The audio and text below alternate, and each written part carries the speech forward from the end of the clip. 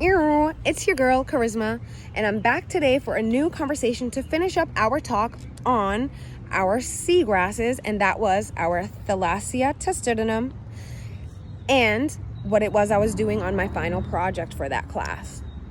So before I get into that, so you can have a visual of what it is that our grass really looks like up close and personal, in this picture I did a little comparison between one grass to another.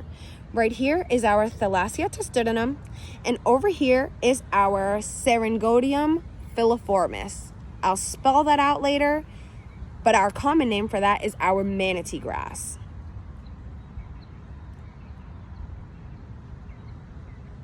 And again, I'll get into this grass in a later episode, but to stay focused on what it is I was talking about, you can see right here that this grass is thick bladed and has thick roots. Remember, these roots trap carbon, and these thick blades are our sites for chlorophyll.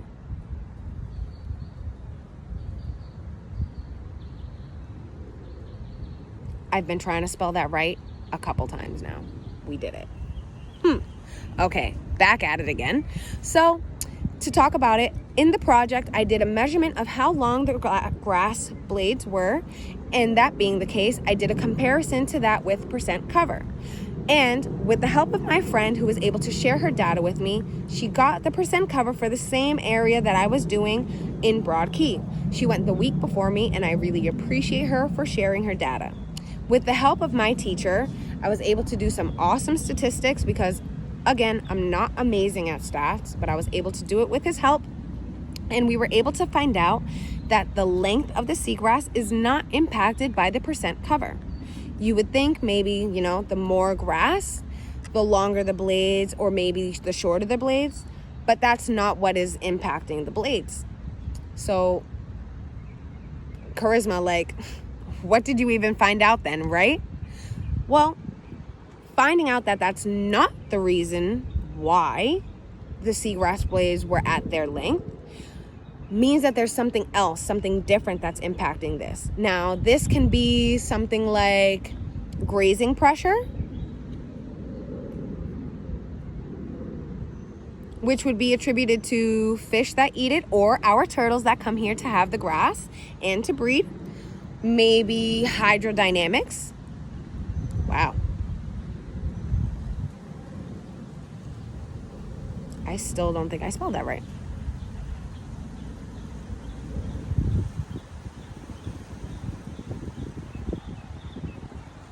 Or it could also be anthropogenic impacts like pollution,